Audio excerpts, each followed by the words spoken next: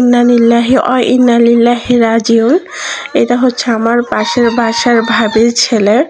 এই গত রবিবারে মারা গিয়েছিল। এটা গত রবিবারের ছবি, ভিডিও, কিন্তু এটা আপলোড দেওয়া হয়নি। মন মানসিকতা ভালো ছিল না, তার জন্য আর আপলোড দেওয়া হয়নি। এ হচ্ছে প্রতিবন্ধী। এই জন্মের পর থেকে প্রতিবন্ধী, কোনো কথাই বলতে পারে না। ওর বয়স প্রায় 8 বছরের কাছাকাছি।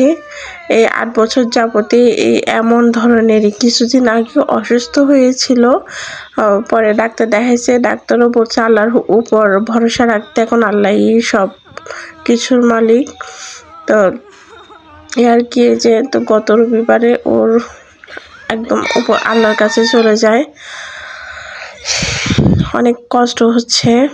এই বাচ্চাটাকে নিয়ে ভাবি অনেক কষ্ট করেছিল।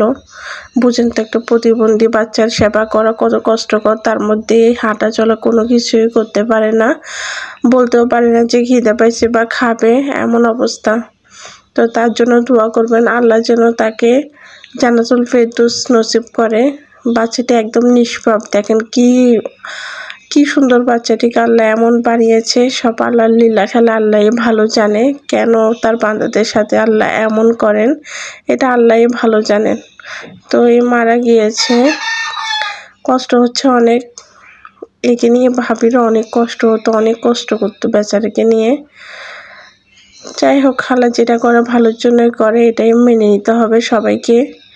এই যে এটা হচ্ছে জীবন্ত ছবি, যখন বেঁচে ছিল এটা তার জীবন্ত ছবি। তো আমার এখানে যদি ভুলভ্রান্তি হয়ে থাকে আমাকে ক্ষমার চোখে দেখবেন। ভিডিওটা চোখে পড়লো, তাই ভাবলাম আপনাদের সাথেও শেয়ার করি। তো আসসালামু আলাইকুম, ভালো থাকেন, সুস্থ থাকেন। আর